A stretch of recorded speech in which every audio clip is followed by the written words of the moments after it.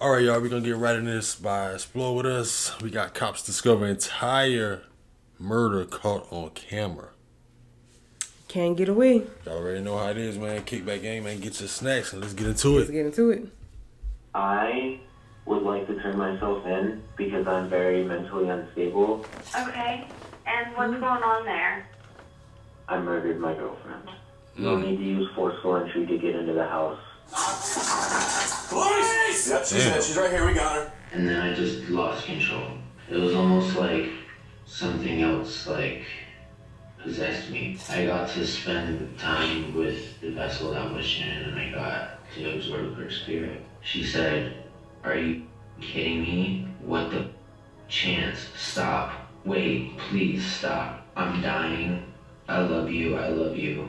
And then she didn't speak another word. Damn. This is 27-year-old Chance Whoa. Donahoe, who only hours earlier confessed to savagely murdering his ex-girlfriend in her Columbus home. But as investigators soon learn, violence was only part of a far more disturbing story, one fueled by control, betrayal, and delusions of power. So are you, like, as we speak right now, are you feeling like you're God right now? I mean, yeah. The following is based on official police Yeah. records, and the footage has never been seen before. In the early morning hours of August 29th, 2023, a chilling call comes into dispatchers at the Powell Police Department, and it's from Chance himself. 911, what's the address of your emergency? And your name? My name is Chance. Okay. And what's going on there? I murdered my girlfriend. You'll need to use forceful entry to get into the house. I plan on taking myself to the police station after this phone call. Do you want Yes. the police to come to you? Can they come to you? I would like to turn myself in because I'm very mentally unstable, and I'm worried that I'm going to commit by cop if the cops come and pick me up. So I need to go into the station for my safety and the police officer's safety. Well, do you want to go ahead and get in your car and go ahead and drive to the police department and I'll stay on the line? Yeah. Chance is confessing to murdering his 29-year-old ex-girlfriend, Shannon Hyatt. As he continues speaking with Powell Dispatch, the call is relayed to Columbus authorities, who quickly send officers to the address he provided. Caller's in Powell on the phone. He's going to be the He's going to do it. The cop in Powell. Why are we going to Berkeley? With Columbus officers now en route to Shannon's home, Powell Dispatch continues speaking with Chance, hoping to gather more details. Do you have any weapons on you, Chance? I have the murder weapon with me. Are you able to leave that in your apartment?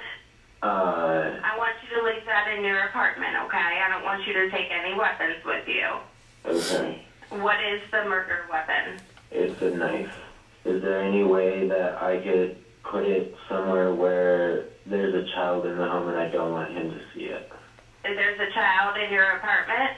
Yeah, I live with my mother, and she's standing right next to me, holding me accountable for making this phone call. And I just don't want my little brother to see it. He's only 7 years old. Okay, can we put the knife on top of the refrigerator? Yeah, that's fine. Okay, I want you to put it on there, not your mother. I don't want your mother to touch it. Okay, I'm gonna put the knife on top of the fridge. Don't touch it at all. Okay? I'm gonna give my mother one last hug before this all starts. Okay, all right, go ahead and do I that. would say I wouldn't give him a hug. Hell As no. police close in on his Something location, Dispatch continues asking Chance questions, attempting to keep Chance stationary until units arrive. But the clock is ticking, and it's only a matter of time before he catches on. Are you in your car? Yes, I just turned on my car. Give me a second. I can't really move my hand very well. You're fine. Stay there for right now. I just want you to take a couple deep breaths, all right? Okay. How's your finger doing? Can't really move it. How Yeah. deep did it go? I'm pretty sure it sliced the ligament. It did. Yeah. Okay. Do you want me to send a medic to you first? No. I'll receive all my treatment at the jail. Please and thank you. Yeah, not a problem. Where are you at in the lot? Just parked right in front of your apartment? I'm gonna be completely honest with you. I need to bring myself to you, and I don't want to be tricked into being picked up. And so He I'm knows what he's gonna trying to refuse do. to answer that. but I'm in my car. The car has started, and I will not disconnect this call until I reach the jail cell and you have spoken with an officer Okay. verifying that. I am not safe. Okay. I am not a safe person right now, and the safest thing is for me to turn myself in at a jail, Okay. not be picked up, because if guns get drawn on me, I don't know what I'm going to do. As the call continues, Chance leaves the apartment complex and begins driving. But Powell officers have found him, and they're closing in fast. I left the apartment complex, but I need to pull over real quick and put the address in. You left? Yeah.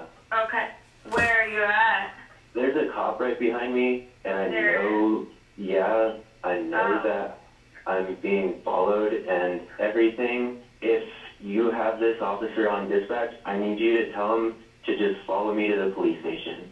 Can you just pull over and let him put you in the back so he can take you to the police station? It'd make it so much easier, Chance. How? It would just make it be done right now. Okay. Okay? Can you just pull over right now? Yeah. Thanks to dispatch stalling Chance's departure, officers were able to intercept Chance less than half a mile away from the address he left from. He turns at an intersection and pulls over into the Sheetz gas station, where the police make contact for the first time. Can you make commands? Because you probably can't hear me on the side. Can you put both hands out the window for me? I got both hands. Well, his hands are back in. Put your hands out. Keep them out.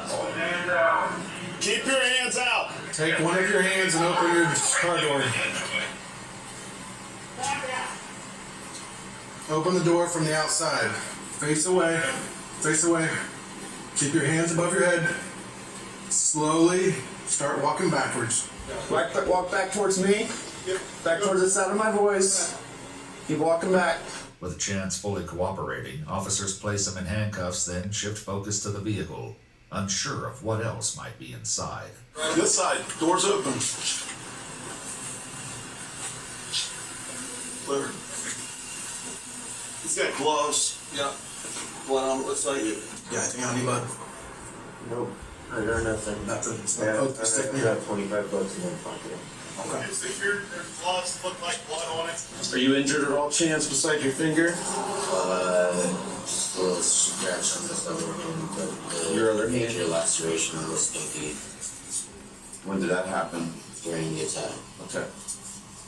And you put that bandage on yourself? Yeah, it's just a napkin, it's medical tape. Officers place Chance in the Tell back me of a so. patrol He's- I would vehicle say he's and so- remove he his sounds so shoes, out of it. revealing blood-stained socks underneath.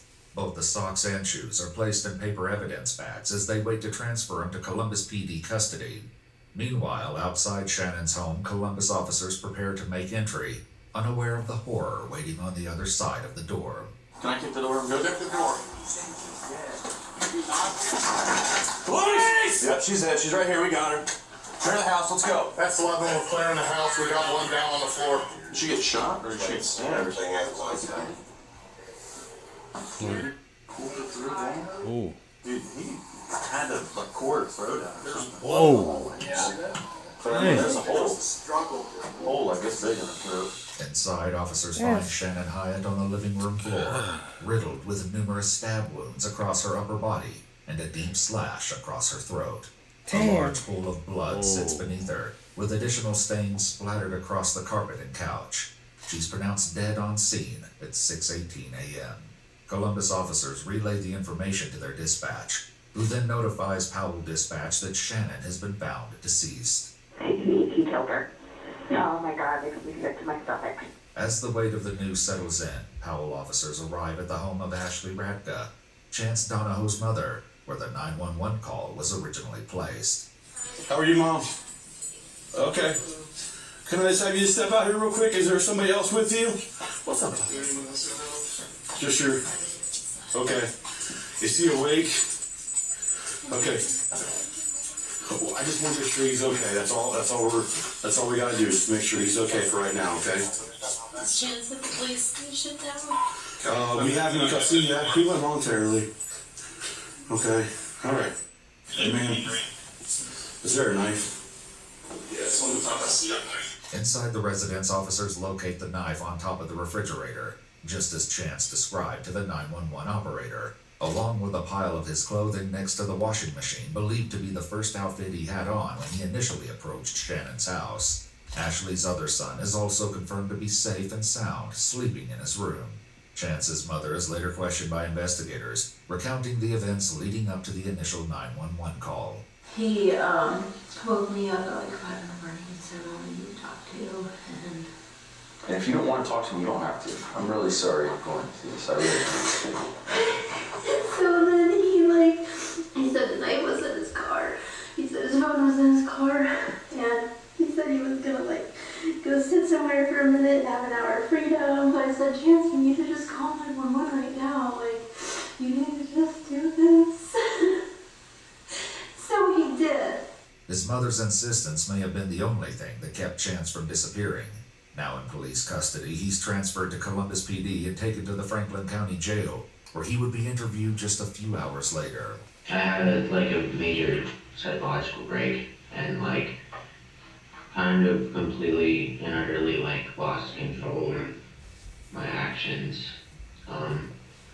which I know is not an excuse and I need to pay for my mistakes. Basically, me and Shannon are going through a really bad breakup right now. Right. Because I am unable to be honest and unable to not steal and unable to not take advantage of people that are around me. And I took advantage of her a lot. She's been just making all these Facebook posts about our breakup. And I've read some of them. She's also come after my mom and stuff. And it's kind of one of those things where it's it's one thing to drag my name through the mud. You can take all my friends. It hurts. But I just kind of lost it whenever. That would be frustrating and hurtful, right? Saying things like me and my mother's relationship is extremely inappropriate, implying that we want to have sex with each other and oh shit. Disgusting. Are you serious right now? Like that. Did that piss you off? Shit. That's all I had to say. Dang. Disgusting. Are you serious right now? Did that piss you off? Are you kidding me? Yeah, what You have the audacity to start publicly saying that the reason I date older women is because I have an Oedipus complex. You're only 3 years older than me. Chance's perspective lines up closely with what his mother also tells investigators. Obviously, there's not a reason to ever murder someone, but this girl has been messing with him pretty significantly since they've split up, and they've only been split up for a week, but she was a problem, and I anticipated it getting worse before it got better with her stalking him, and she no longer had control of him, and I think that was making her crazy because she had a lot of control of him before. We were unable to locate the specific statements both Chance and his mother claim Shannon posted online. However, we were able to locate one post made just 5 days before her death, shared in a Columbus-based Facebook group called Are We Dating the Same Guy?, where Shannon publicly warned others about Chance stating that he stole my prescription medication and money out of my bank accounts, and also claimed that the money was used on powdered drugs. Back in the interrogation room, Chance begins responding to the claims made about him. Did you feel betrayed? In that moment, I felt betrayed the whole breakup. Sure. She's been just telling everybody everything, which I'm not gonna lie, I would do the same thing if somebody did that I did to her. But she told me that she wasn't gonna tell anybody about the theft and stuff because I paid her back the money that I took. And the only reason I took the money is because she took my debit cards because she didn't trust me with finances. I'm not trying to sit here and say all of my actions have a rational and logical explanation because that's what you I have don't me want to to be see. this way. I don't want to lie, but I don't know how to stop. I don't want to steal, but I don't know how to stop. Shannon thought that the stealing had everything to do with the addiction to ketamine, when in reality, I go through bouts of unemployment because of the nature of my work. Mm-hmm. And so I run out of money. And then Shannon gets, or would get, like, really, like, mean and say really nasty things and all that. And so in my mind, just take this money, give it right back to her as your money so that she shuts up and everything can be like happy and peaceful, and then just replace the money before she finds out that it was taken. But for Chance, the theft and online posts weren't the only triggers. There was something else. She had started sleeping with Matthew. Who's the Matthew? Who she had like just recently started being friends with and told me not to worry about. Who's Matt? Matthew Right. is somebody that she was having some form of romantic relationship with. Okay. I didn't have a reaction to it, honestly. I was just happy that I had what? I'm just happy, like, I'm still happy. Like, I don't know, I'm not, like, happy about it. It's up and it's a horrible thing, but at the end of the day, like, I don't know. But jealousy and heartbreak were only part of the equation. As Chance opens up, he reveals a fractured state of mind that had already begun to crack. I have undiagnosed schizophrenia. Okay. I have auditory and visual hallucinations. I went to a music festival this past weekend and kept like seeing Shannon everywhere. Oh no. And I thought that she was like following me around to like. Weren't you there with her at London Valley? No, not at Legend Valley. Okay. Just this past weekend at Wonder Bus downtown. I was there and I was working the festival, and she has known about every single move that I've made since we've broken up. Like where I'm at, what I'm doing, who I'm hanging out with, everything. And so like I was getting really paranoid and frustrated because I thought that she was kind of like stalking me. I went directly to my mom's because I just wanted to tell my mom face to face. And I woke my mother up and I said I killed Shannon. How did your mom take it? Like, shook, shaken. And then she kept just saying things like, you had your whole life. Anything that Shannon could have done to you, we could have worked through. Like, this was not worth it. Some dumb girl was not worth this. As Chance speaks of Oh, hallucinations, dumb girl. His mother tells him That is disrespectful, especially to the other her parents. Like, oh, you call somebody dumb, Wow. and your son is a fool. Wow. Not worth this. As Chance speaks of hallucinations and paranoia, Your son his got all mother that tells going on. investigators she'd seen this unraveling begin long before the murder. Didn't have any medication for the last couple of weeks. He was diagnosed bipolar disease for one thing. And you said he hasn't had his medication? No, he was on Abilify, he was on Wellbutrin, and he hadn't had it for the last couple of weeks. I can't tell you why he did what he did. Maybe he told you. He told me he was like hearing voices and all kinds of stuff like Hearing that. voices and seeing things. I was like, just love him so much. I love my son so much. And I can't believe this is happening. I'm I really felt sorry.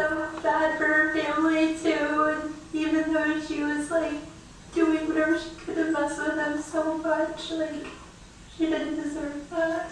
No, she You didn't. can't control your kids, you know.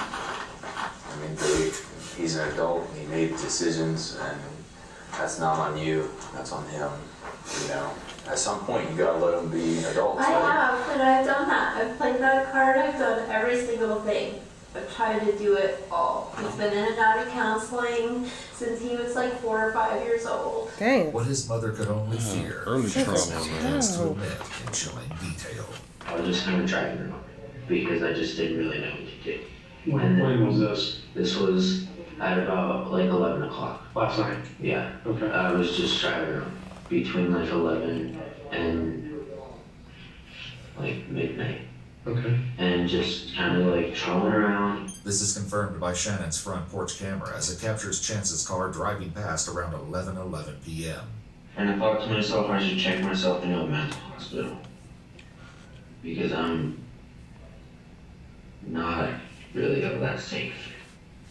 I actually just like drove by your house before I like went back to my mom's house and changed into clothing. And I saw a van, and then I saw a person that looked like Matthew leave, and I just kind of didn't think of anything about it because I didn't know what kind of vehicle he drove. So then you drive? I just drove by because at first, like, all I wanted to do was just like knock and talk. But like, I don't know. I know like this doesn't make any logical sense because knocking and getting the police called on you and getting a trespassing charge is far less severe than getting a murder charge. But I just like, I got to spend time with the vessel that was Shannon, and I got to absorb her spirit and get some of her back. We had some video, like from the neighbors, like cameras or video systems, and it looks like you had walked up to the house maybe with like a t-shirt on initially. Yep. Does that ring a bell? Yeah. Around 11:57 p.m., a neighbor living next door to Shannon's home catches a glimpse of Chance walking through her yard and across the driveway, unknowingly capturing a critical moment just before the murder takes place. That was the time that I like drove past. So I was like, saw the van, was trying to like work up the nerve to like go up to the door, but like didn't really know what to do. So I guess I don't know why, but I was just like, why don't you just like kind of just like see if she's even like here. And so I peered into the garage window to see if her car was there, and then I tried to see if I could see what room she was in without her seeing me on her cameras and stuff. And then I didn't see anything, and then whenever I left, I was like, you need to just go home, and you need to just give your mom your car keys, and you need to check yourself into a psych ward. So when you walked up to the house 11, whenever, you hadn't planned on hurting her at that point? No. Had you seen Matt yet, or? I saw Matt whenever I was actually just about to come around the corner to try to like knock on the door. Okay. Did he see you? No, he had his back to me and he was coming out of the door, and then I got spooked and ran off. I had like this weird thing that was just like, well, if you want Shannon back and you can't get her back,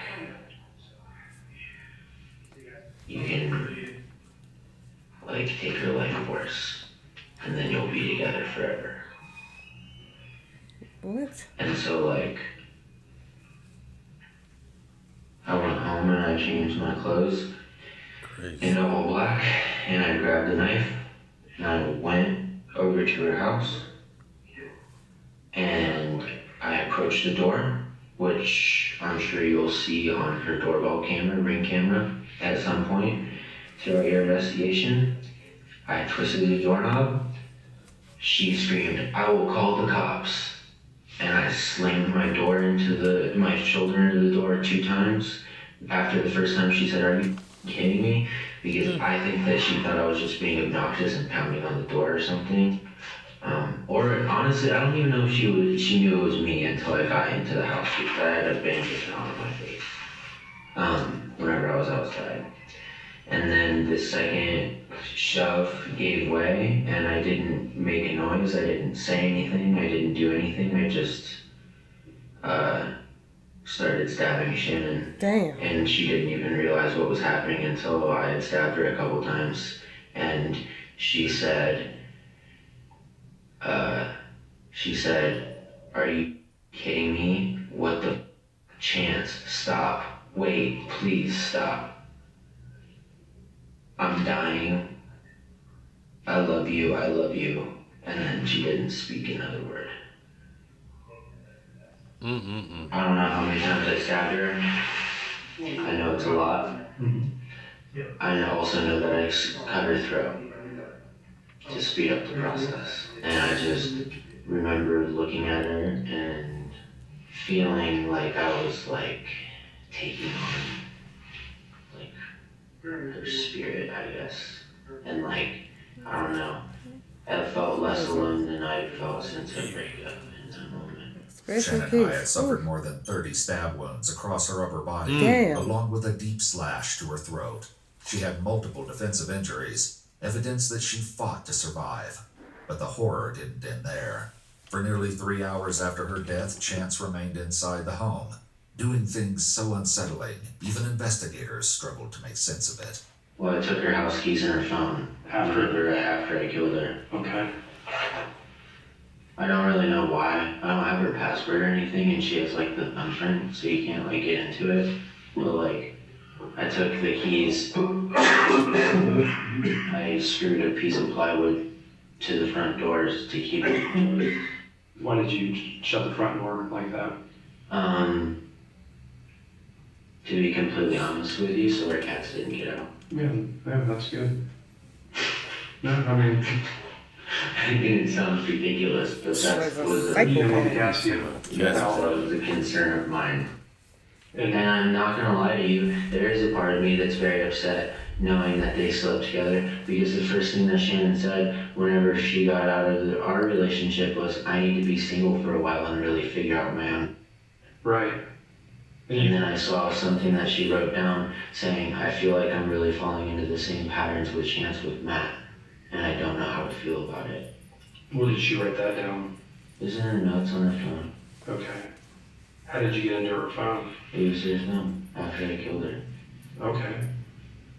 So you... I'm a full psycho stalker mode, dude. Well, I'm gonna be completely blatantly honest with you. That's why we're here. In the aftermath of the murder, Shannon's back porch camera captures chilling footage. At 2:04 a.m., just 6 minutes after her screams are heard, Chance's shadow appears in the window, and for a brief moment, a blood-covered hand is visible. His shadow returns multiple times throughout the early morning hours, a silent presence inside the home, long after Shannon's final breath. Where are you moving her body at that point? Because the door is busted and her feet are about a foot and a half maybe away from the door. Okay. And if I want to do any kind of going in and out of the front door, there's just a dead body right in blatant view.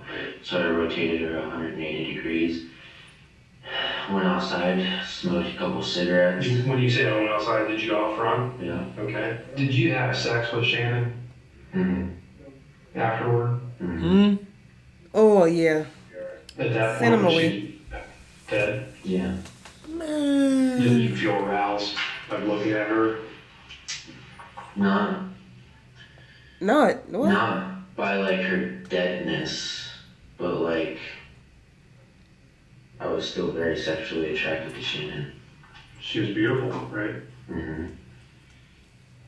So how long do you think that lasted? All of like 5 or 10 minutes. And did you wear a condom or? Mm-hmm. It was another just acceptance of guilt. Yeah. Do you remember where you ejaculated? Was it inside of her? Or? Oh my gosh. How long do you think she had been dead at that point? I don't know. From here, Chance lays bare a disturbing justification, one rooted in a delusional sense of power and a belief that Shannon was something to possess or consume. You mentioned earlier that if you took her life force, that you would feel closer to her. What does that mean? That's what I want to know. Yeah. Well, it's kind of like a Native American belief of like habit of like absorbing the soul whenever you kill an animal. Okay. And like, I don't know, like you're absorbing it and like, I don't know. I oftentimes whenever I'm experiencing episodes of psychosis, think that I'm a god. Okay. And will kind of view people as like just kind of things.